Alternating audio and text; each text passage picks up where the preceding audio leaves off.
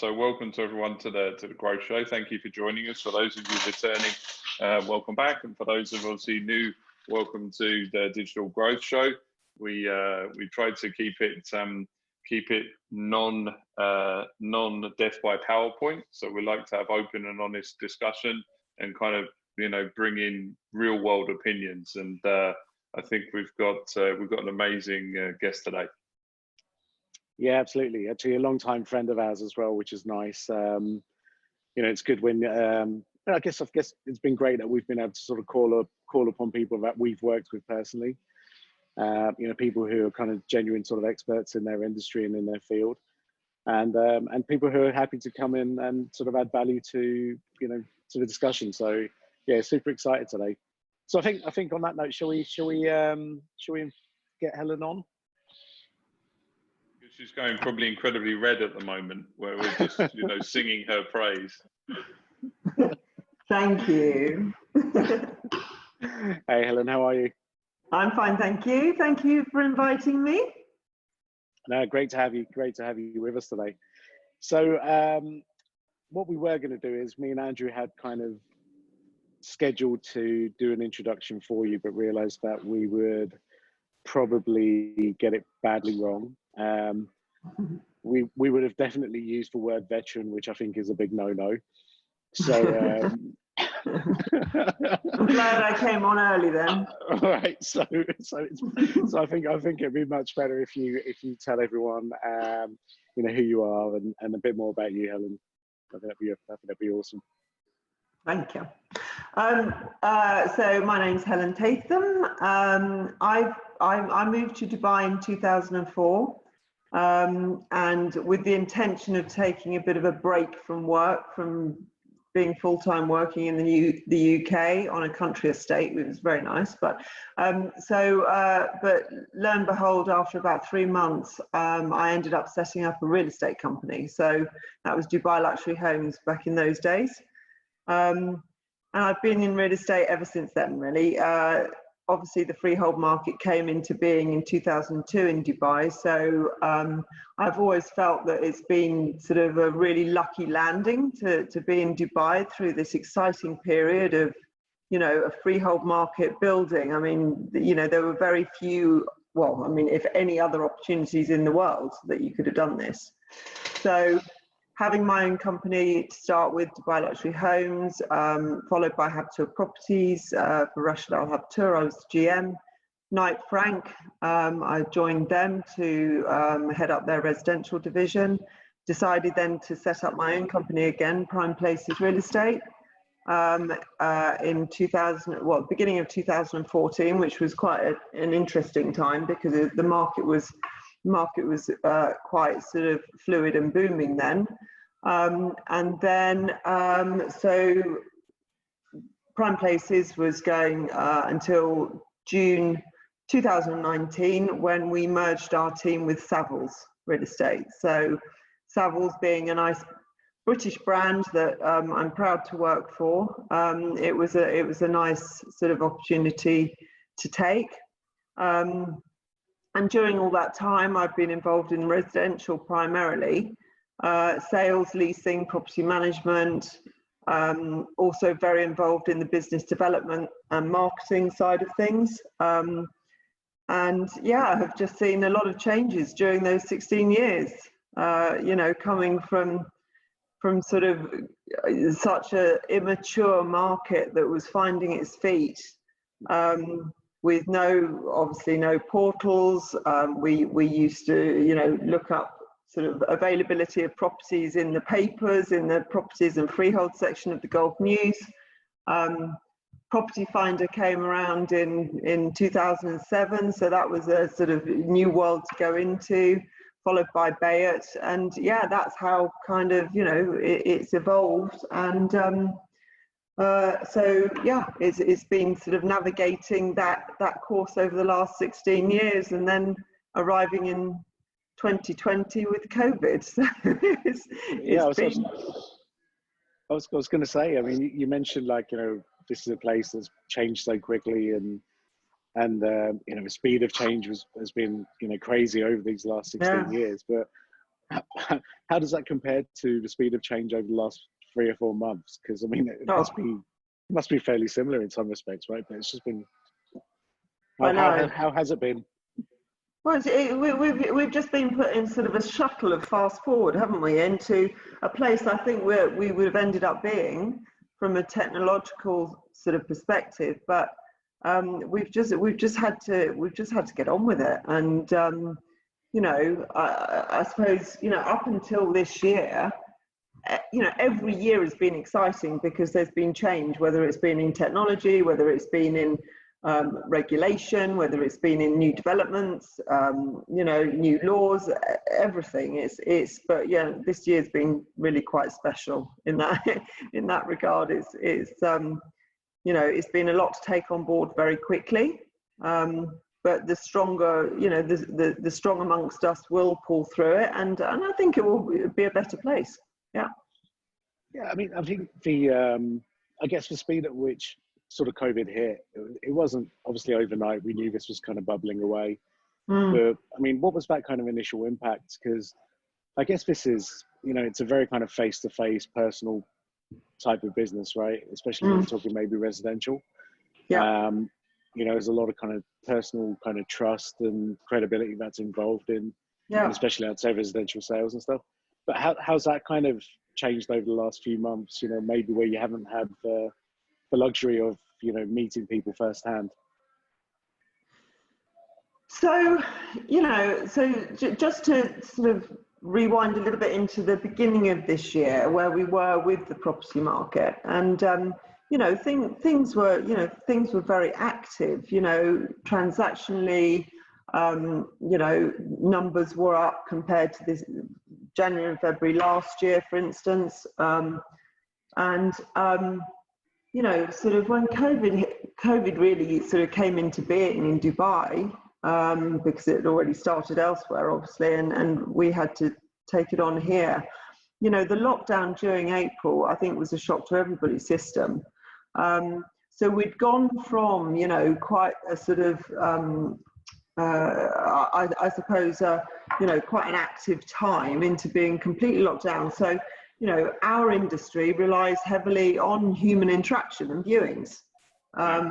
So we were hit really hard, and you know, literally the lack of viewings and the lack of access in, or, you know, even out of your own home during April meant that April was practically dead.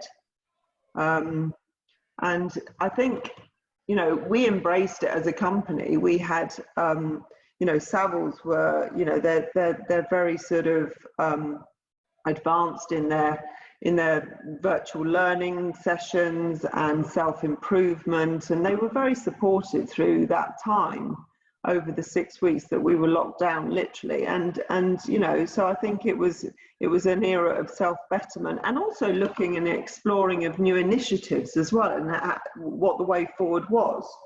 So, you know, as a team, we kept very much sort of interactive by way of team calls, you know, and I think there was more interaction of different divisions and bouncing ideas off of each other, you know, than would have naturally happened in a normal environment. Yeah, it's funny. Yeah, it's funny. I mean, because I think I was just going to say, Andrew, we've heard that from a lot of people, but sort of team cohesiveness has been much stronger when we've all been on Zoom as opposed to sharing the same office, right? It's quite bizarre how things like this work out. Yeah. But in your sector, you can say then that there's a lot more sort of collaboration, and maybe was it kind of strategic thinking between different teams that wouldn't normally happen as frequently? I guess, is that what it is? Yeah, and I think just quite naturally everybody was supporting everyone else, and you know, that was a really nice thing that came, and I think the team has bonded much more, despite the fact that we weren't, you know, sitting in the same office together. It was really, you know, quite sort of impressive. From a client perspective, it was difficult, but one of the things that I took away from it is that we got to know our clients so much better. We had other things to talk about, you know, in terms of, it wasn't just a call about their property or about their intention to buy or whatever. It was like, how are you? How's your family? Where are you? You know, and so it got far more sort of personal with clients. So we saw it as an opportunity to build those relationships, you know, beyond just being, or just, of course, but you know, other than being their real estate agent. So yeah, you need to, you know, you need to have those takeaways from it and actually learn by it, because, you know, it can be fruitful going forward with those relationships as well. Yeah, makes sense. How fast did that happen? Like, I mean, when we started moving out of the office to that work from home environment, we transitioned pretty quickly as far as setting up online appointments, online meetings, online pitches. There wasn't really much of a gap. Did you find that, because obviously you're dealing with, as you said, more of a personal relationship, did you find that, you know, people were very open to that, or they were reluctant, or was there a gap? How did that happen? No, I think people reacted really well to it. You know, I think there was a lot of, you know, a lot of people adapting very quickly to the new environment. As I say, as a company, we handled it really well. But, you know, just dealing with our clients as well, we didn't, you know, there were no particular issues. In actual fact, ironically, because people weren't traveling, we were able to connect with people far easier. So, you know, people were more available, naturally, less busy, because you just, you know, I mean, you might be busy with a complete schedule of team or Zoom calls or something where you can't turn up late anymore. You have to be there on time. You know, I think people just became sort of far more organized, and so it was actually easier. And as I say, I think hopefully a lot of people have taken away from this and realized the benefits of it, really, and made the most, you know, taking the good out of it. So I think just so, because you know, for those who don't know, like, Dubai is kind of opening up now slowly. You know, people are kind of returning back to offices. There's a lot of people choosing to work from home now, I think, which is I guess the biggest sort of cultural difference for where we are. You know, a lot of companies are leaving it optional for their employees. But I guess from your standpoint, does that now I mean, what happens moving forward? Is it, you know, this kind of new culture, the new change that happened where, you know, people were perhaps more disciplined, they turn up to meetings, you know, everyone was kind of a little bit more focused on actually where they need to be and what they need to be doing at a specific time. Does that continue, or do we kind of go back to how it was previously? And what would you prefer? So we as a company, we did a lockdown survey with our database, and we put it out on social media as well. And one of the things that came back from it was that 50% of those that responded are looking more at working from home, which I actually thought was quite a high percentage. We knew it would have an impact, but I was quite surprised it was 50%. And so, you know, I think for a lot of people, it will turn into the new norm to an extent, maybe not as, you know, as sort of as harsh as the lockdown period itself, but I think we've certainly seen from you know, from a property perspective, that people are moving home to have more space and have a proper office. That has been, you know, a very dominating factor, you know, especially for villas, and, you know, and just moving into bigger space. So I think people are anticipating this to be part of their future. Wow, that's interesting. Just out of interest, when was that survey? Results aren't out yet, so I shouldn't really Oh, say they it. are. So No, but I it's mean, recent. we took the survey in, where are we? I think it was in May.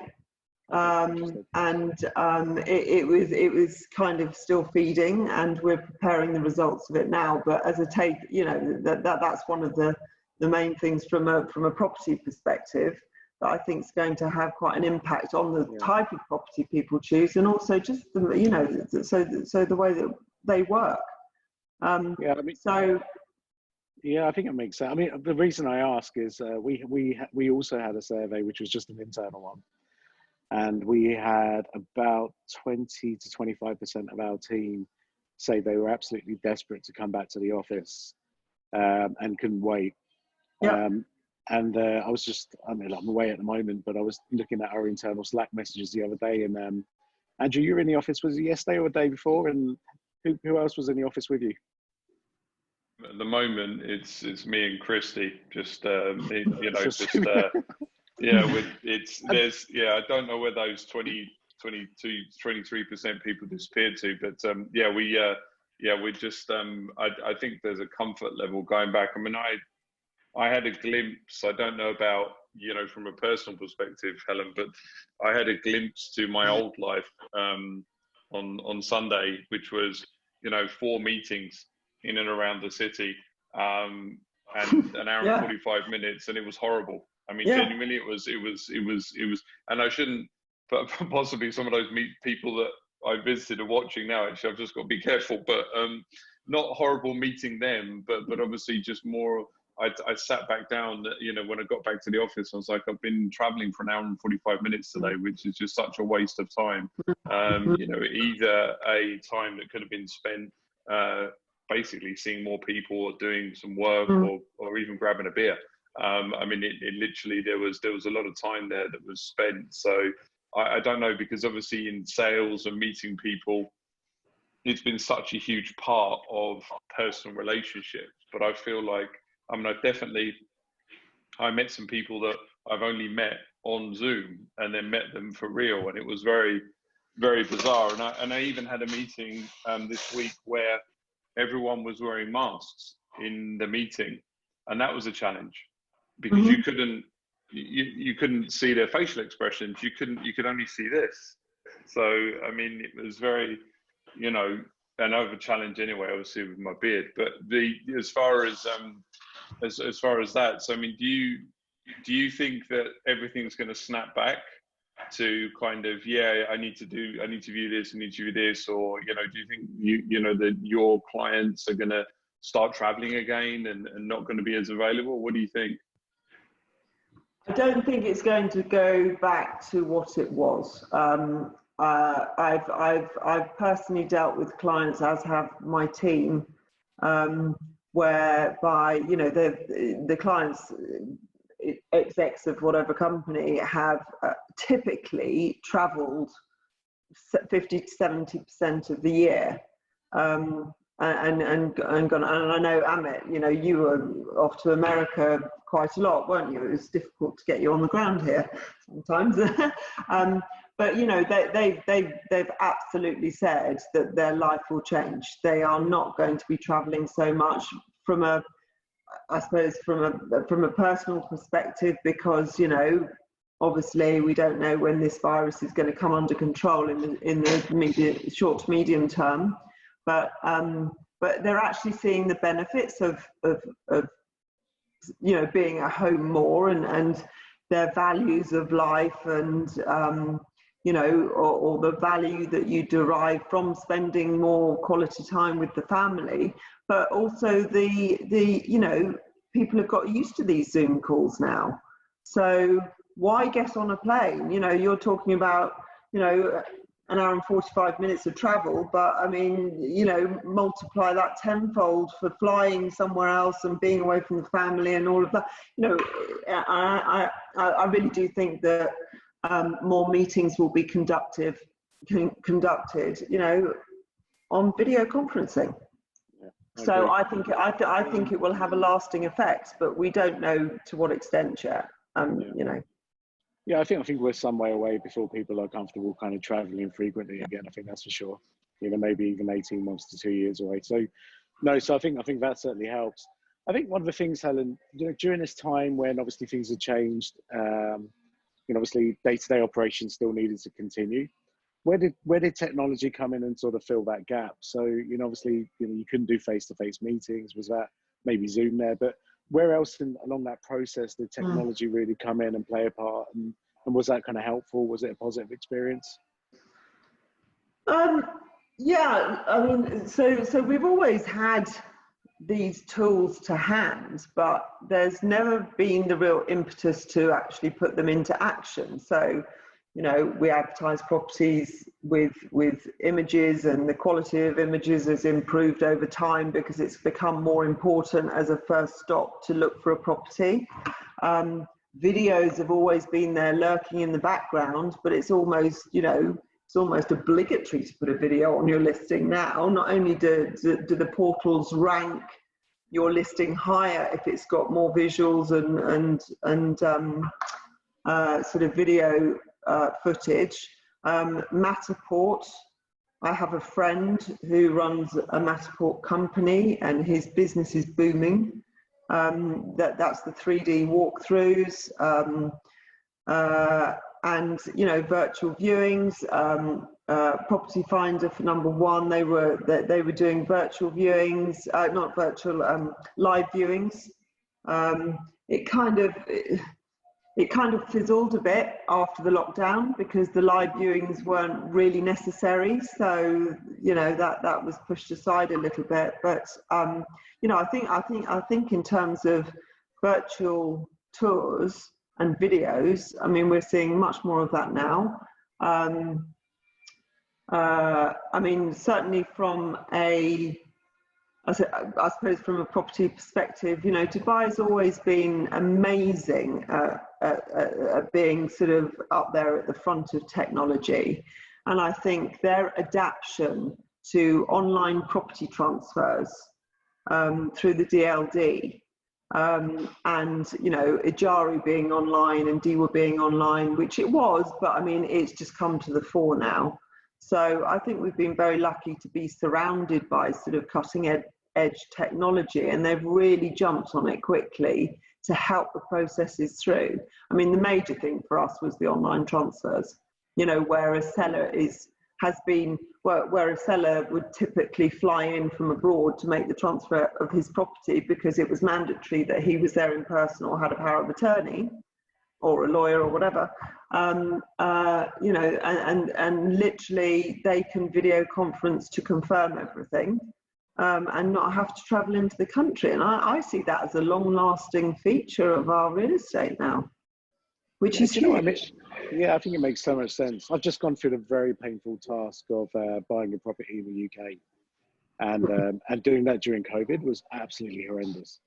And it's funny because, you know, the last few weeks on the show, we've been talking about frictionless buying and frictionless selling, right? Where, you know, if companies really want to kind of sell more product, have highest customer satisfaction, and for people to actually, you know, feel comfortable buying products, services, real estate, whatever it is, but to be able to do that where, you know, you've perhaps got, you know, less third parties in the way, you've got less red tape, less fiction, right? That's really what it is.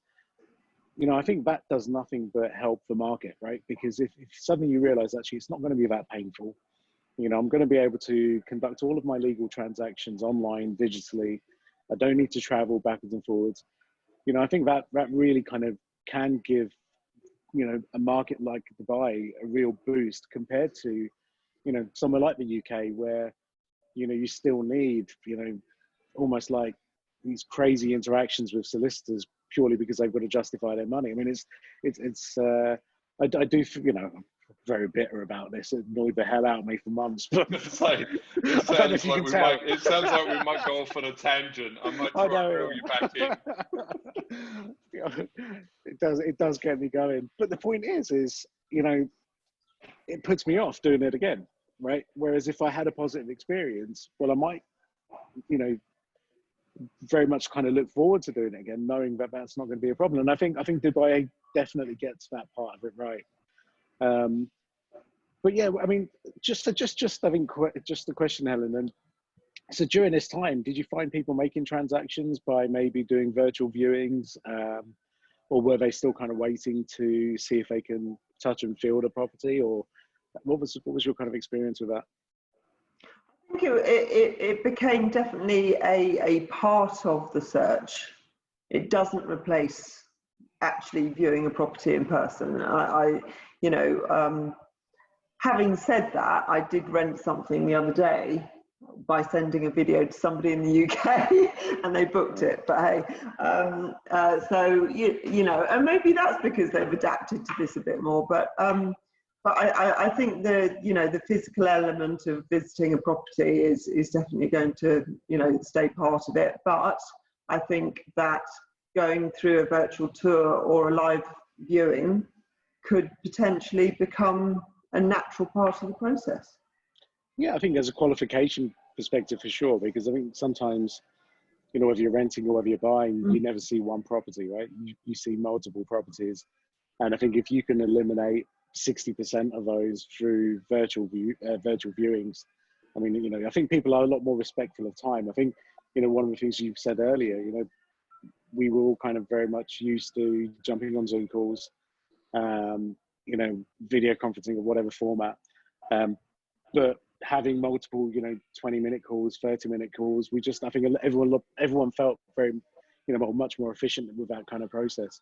And I think going back to, visiting 7 or 8 properties in the height of Dubai summer is not, is not fun. So yeah, I think it's part of that qualification process. But I tagged you into something on LinkedIn this morning. I don't know whether you saw it. Okay, so that's a no. But basically, what was interesting is one of my connections in the US. He's based out of San Francisco, and San Francisco real estate is crazy, right? Purely because of Silicon Valley and Palo Alto, and I think it's bird flying around me. Sorry, I don't know if that came on the screen. But anyway, problem at your place as well. You do seem to attract these wild animals to interfere with your broadcast. It's literally just whizzing past my screen. Here it goes again. Sorry. So completely forgot what I was saying there. But actually, no. Here we go. So my friend in San Francisco, and obviously his company have turned around and said, look, we don't need you back in the office until at least January. And he's saying, well, I'm spending like $7,000 a month renting a 2-bedroom apartment, whatever it is. This makes no sense. So basically, him and his wife were recommended to a real estate agent in Denver, which is where they're from, and went through the entire process of buying that property without stepping foot in it first. Everything was done online. The relationship with the realtor was hugely important, and actually in that post there's a lot of mention of that, where that person fully trusted understood our needs. We built a relationship, we spoke in depth about exactly what we were looking for, and now we've been in this house now for 2 weeks, having gone through that whole process prior to that, and we couldn't be happier. And I think it's changes like that where if people are looking at almost even big decisions like that, like family homes. I think technology and Matterport. I think Matterport's a really, really strong tool for that, where you can have virtual kind of walkthroughs, walkthrough properties. I think things like that are really kind of important. I'm kind of interested to see how this kind of plays out, and especially from that kind of frictionless environment perspective, because it would be great if I want to see a property, I get to see it now, right, rather than maybe booking an appointment for whatever.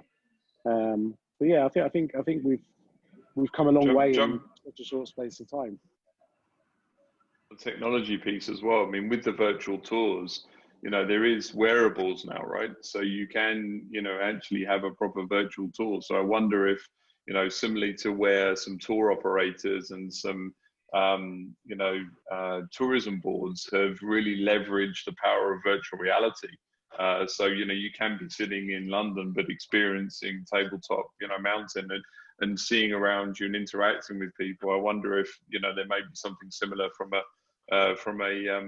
a home perspective. I mean, you can pretty much get, the glasses, and you can set it up on your your mobile phone. So I think, yeah, you kind of definitely get a vibe of the place. And if you're able to walk around the property and see the garden, see the space, at least as you said, it acts as a qualification process. You know, you may look over and see, oh, there's like a, you know, a DEWA station over there. What's that there? I'm not really, and it didn't show on the plans, obviously.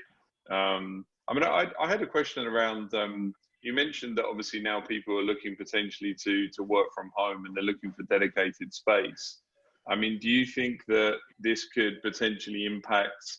So now we're kind of talking 3-5 years out, and obviously, you know, this place is continually being developed and globally. Do you think that this may be a requirement now then for villas? So instead of the kind of 3-bed plus maid plus, it's going to be 3-bed plus maid plus study. I mean, do you think that this is going to be one of those things that just becomes a norm then? I think so, yeah. I think that office space, because, you know, during lockdown, and hopefully it won't recur again to have to do that. But I think a lot of people getting used to that environment where you've got your children and your pets and everything else going around you, and you're sat at your dining room table, is you know, that they'll want an allocated space to be able to lock away and you know, and do their day job. So I think developers themselves are going to probably have a lot to take away from this. There's got to be value add to have a dedicated workspace. Yeah. There's a big thing in the States at the moment, and I guess globally, where people are also more inclined to stay at home. So there's been a huge rise in, you know, swimming pools, right? And kind of building pools or getting these kind of jacuzzis, or, I mean, I think whoever owns the franchise for Intex in this part of the world is just printing money at the moment. It seems like everyone's got, you know, which obviously in the States is very much a redneck thing, but an above ground pool seems to be the norm here. So I wonder as well if people perhaps, you know, move into improving their home space, you know, in that as well, because there does seem to be a lot of that activity. Where you said less people are inclined to travel. You know, if you've got a beautiful property and you've invested in a property, perhaps you want to kind of, you know, make that even more practical, let's say. Well, another couple of features that came out of our survey was increased activity in the kitchen. So people cooking more and exercising at home. So again, you know, I think the layout and the space in kitchens will you know, I think it's just, you know, in a way where it's sort of fast forwarded us from a technological point of view. It's grounded us in the sort of home and family environment, you know, and you're going back to kind of roots before all of this movement was you know, the usual, you know, activity of human beings. So people are more grounded in their home space, which I think is, you know, is a really positive thing for the property industry, because there's obviously going to be movement of people adjusting and buying or renting something that is more suitable for them. Savills in the UK actually reported their strongest June ever. Wow. In their history, in residential. Amazing. Yeah. Yeah, I think you're right. That's such a good point, where, you know, that kind of work-life balance now has probably been, it's probably more than now than what it's been for years, right? Yeah. You know, just purely because the two have kind of merged a little bit, but you know, you're not losing time in commuting. You know, you're not coming back from an hour's drive in sort of stressful traffic and all that kind of stuff. Yeah, I mean, I think there's a lot to be said for it. No, I think certainly, I think your industry is one that I there'll definitely be some sort of positive ramifications from this whole scenario, and I think especially, you know, with you know, second waves are kind of hitting, you know, many parts of the world, so you know, we're not in the clear. So I feel as if, yeah, this, you know, these trends are going to continue for sure. I think just to go back onto some of the marketing and sales side of it, Helen. We kind of, I guess our journey working with you started a few years ago, but we always looked at you as one of those kind of pioneers in the market from a marketing standpoint. So when HubSpot was very new to the region, actually, I think you were possibly our second HubSpot client here, which, very, very, very early on. And at that time, I don't believe there were any other kind of real estate agencies actually that were using the software as well, certainly in this region.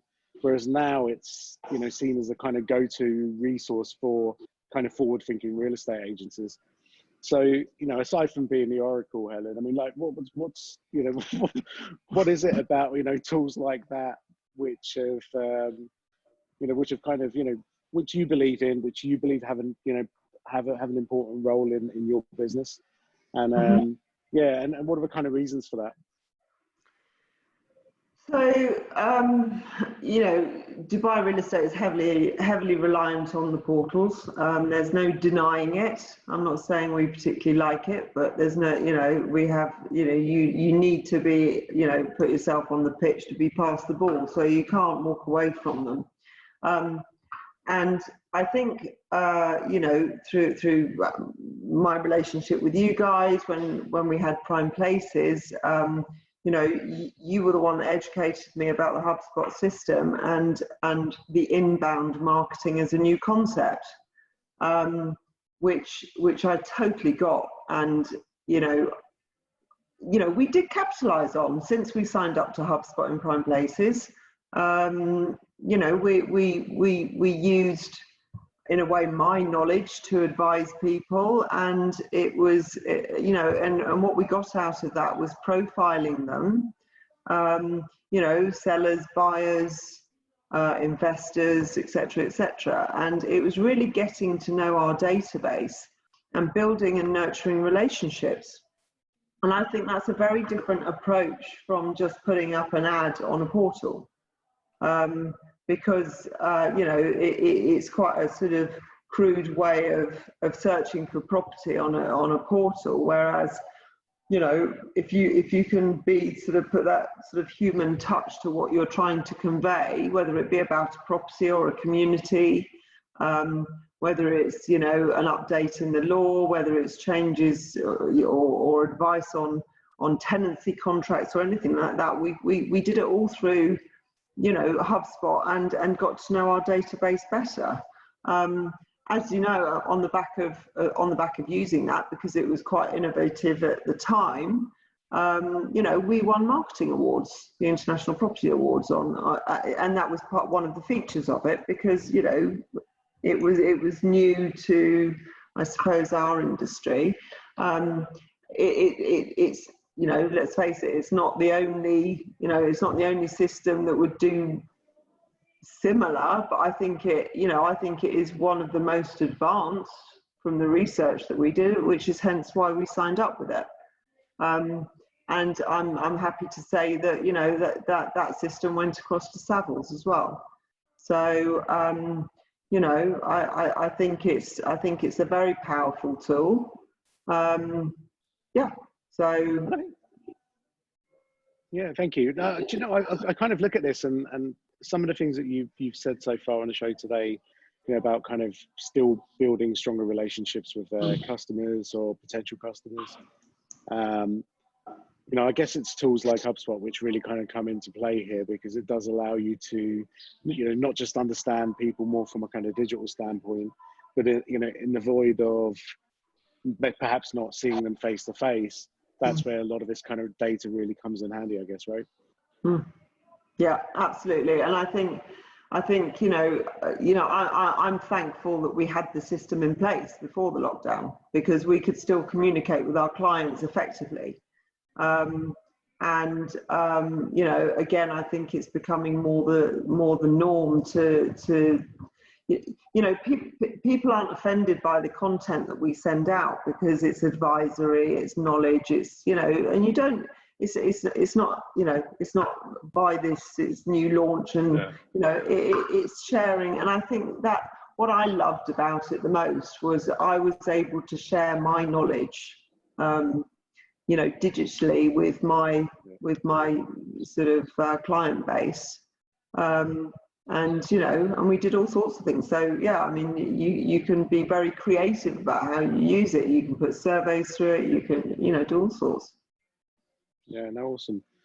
I think one of the things I feel as if, you know, moving forward, I think the CRM piece becomes important, you know, which very much kind of works alongside the marketing piece.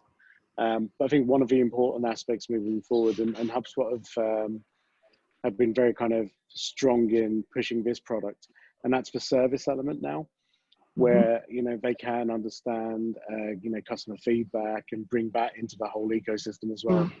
You know, one of the tools that, you know, within HubSpot suite is the Net Promoter Score survey, you know, which is, you know, that simple kind of recommendation of, you know, would you recommend, you know, our business to, you know, your friends or colleagues on a scale of say 1 to 0 to 10.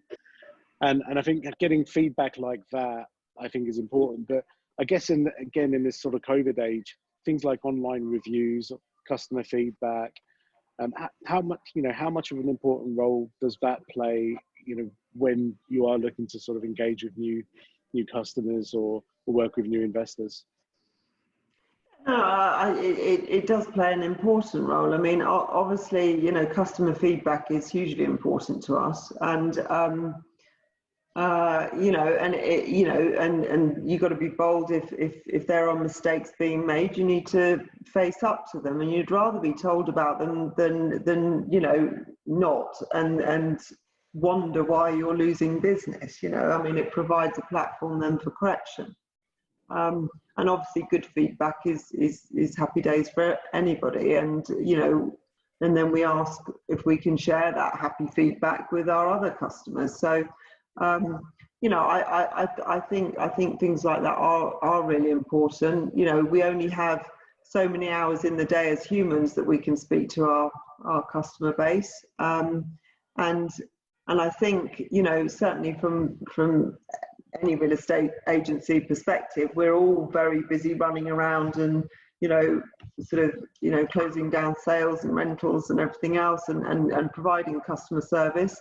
And if there is an automated system backing you on nurturing relationships that can produce a pipeline of business, then, you know, I mean, happy days with that. So we do, you know, we as human beings just can't do it all ourselves.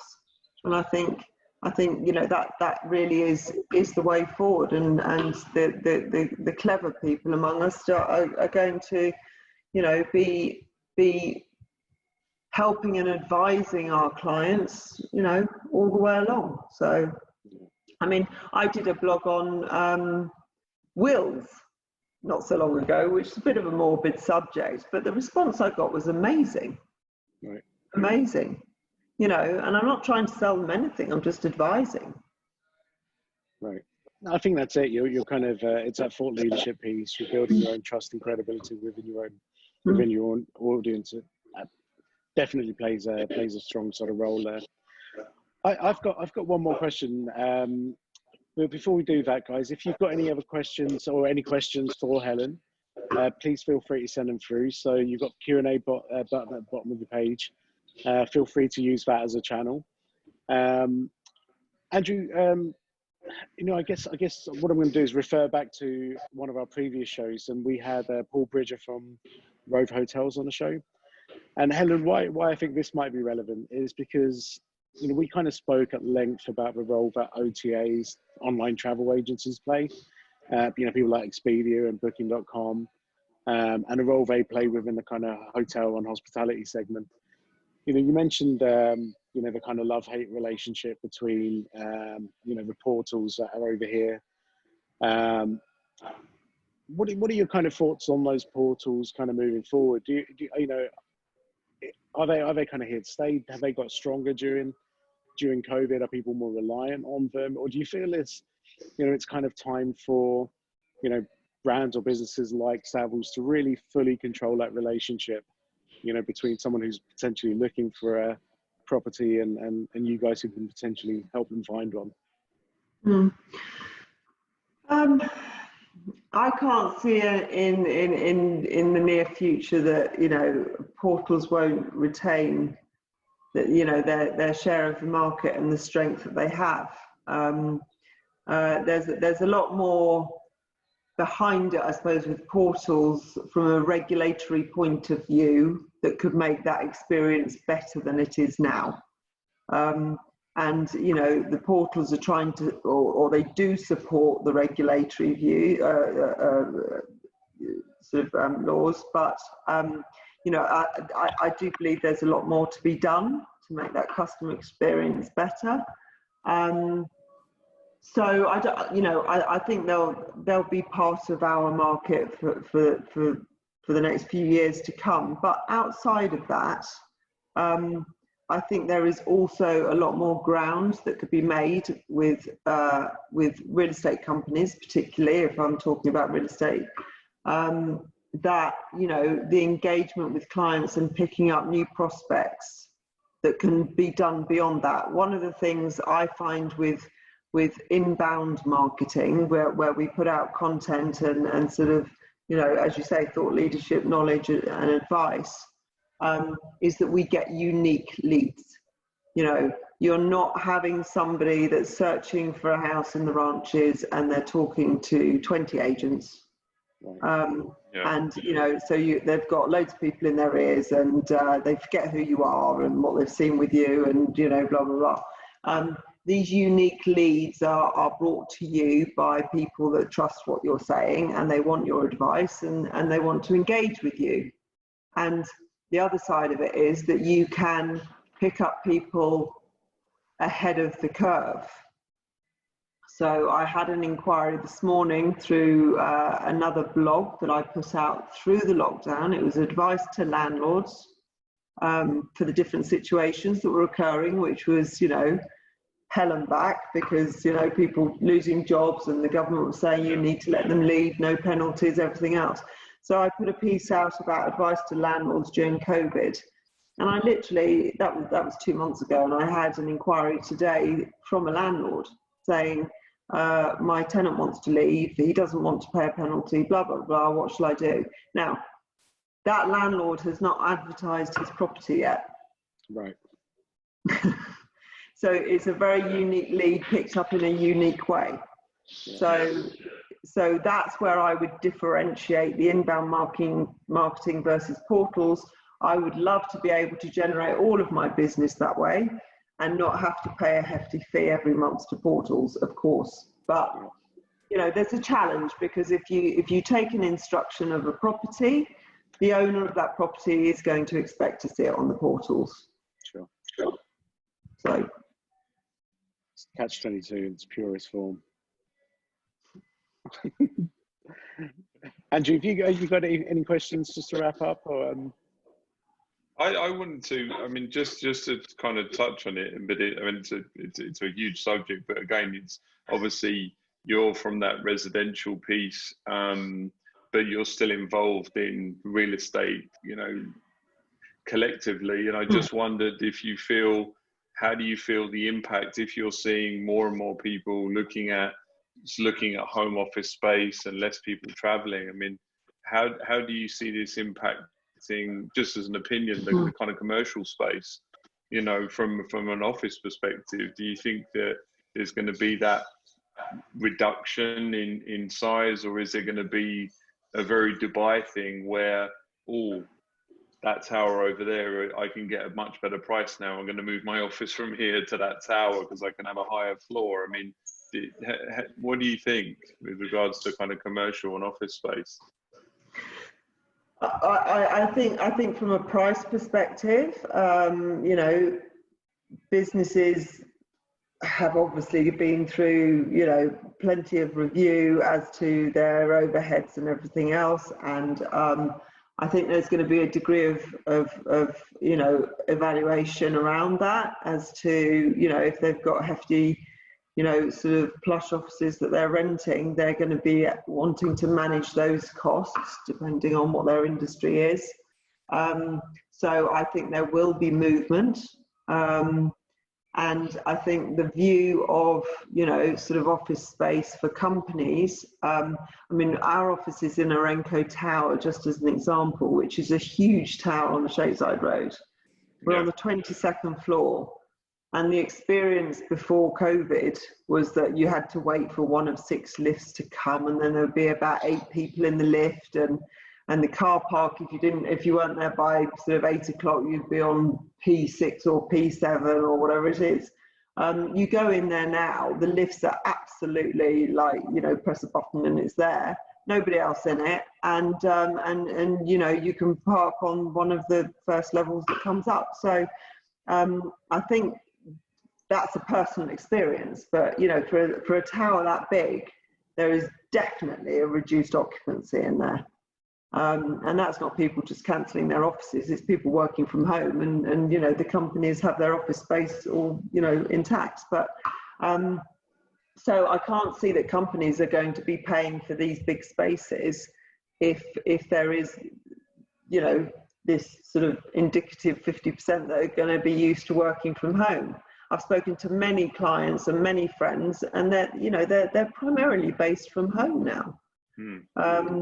And I know we're not out of the woods yet, and it can alter a bit more from now. But I just think it would have changed faster if it was really going to change. You know, if it was going to get back to normal. So yeah, I think there is going to be I think. I mean, social distancing obviously means that offices will probably want a bit more space between people, so it's going to have that effect. But at the same time, you know, with home-based people, so it's going to be interesting. I'm not an expert on the commercial side of things, but you know, I can see and feel kind of what's happening. But yeah, I think it's the dynamics of the offices. I think we'll see more in the next 12 months. You know, when lease agreements come up for renewal or whatever. So I think it's early days to judge on that, really. Yeah, I mean, we've obviously had an open plan environment for our offices since, you know, the beginning of it, especially moving to Grosvenor Business Tower. I mean, in all honesty, what I've done in this week, and nobody knows this, but I'll tell you now, I've dragged in the pinball machine, I've dragged in the PlayStation, the plasma, the sofa. So what I've done is I've just created a massive office for myself now. So got a makeshift door. But I mean, you know, joking aside, that, as you said, space-wise, is that kind of, you've got to, if you are coming back to the office, there is social distance. I mean, it's most offices now have, you know, the ones I've been to have got a big cross. You can sit here, you can't sit here, you can't, you know. So yeah, it is interesting for sure. I think what it showed us is, you know, even you know, humans, we kind of, you know, find change quite difficult. But what's happened is, I think we crossed that threshold maybe about 6 to 8 weeks into COVID and working from home, where all of a sudden it became really comfortable. You know, so the amount of people who in the early days just absolutely hated working from home, didn't feel as if they were being productive, you know, to suddenly now, actually, I'm much better off at home. I'm in no rush to go back to the office. You know, there's been almost like that full transition. And I think, you know, from our perspective, we're already looking at kind of redesigning the office so that it turns into more of a collaboration hub as opposed to an office now. Because, you know, I think if you know, people like myself and the other partners are perhaps more comfortable working from home, then it makes no sense to force others to work from the office. So yeah, I agree with you. I think it's going to be an interesting year, and especially when these lease renewals come up, I think it's going to be some fairly upset landlords around. But we'll have to, we'll have to see how that goes. I think, Helen, honestly, I think on that note, I think, you know, it's been great having you on the show today. Thank you. Thanks for all your input. Thanks for being so candid and for sharing your insights and your experience. You know, as a veteran of the real estate industry, you haven't let us down. Bye. I couldn't resist. I'm sorry. But no, it's been brilliant having you on. So thank you very much. Thank you. Really enjoyed it. Thank you, guys. And Helen, how can any of our viewers? I think this is going to be a podcast very soon. How can any of our viewers, listeners, how can they reach you if they're looking for insight to help with their real estate needs? Yeah, so I'm at Savills. What would you like? My telephone number or my email address, or whatever you want to share? If you want to publicly put out your telephone number, that's fine. No, probably not. But I mean. No, I mean, I'm not obviously contactable on LinkedIn when I look at it. No, it was a joke. LinkedIn, otherwise it's helen.tatham@savills.me is my email address. So yeah, any questions, any overviews, anything that you want to talk to me about, feel free. Awesome. Great. Thank you very much, Helen. Perfect. Thank you. Thanks. Thank you. Thanks, Andrew. Thanks. See you later, guys. Bye. Take care.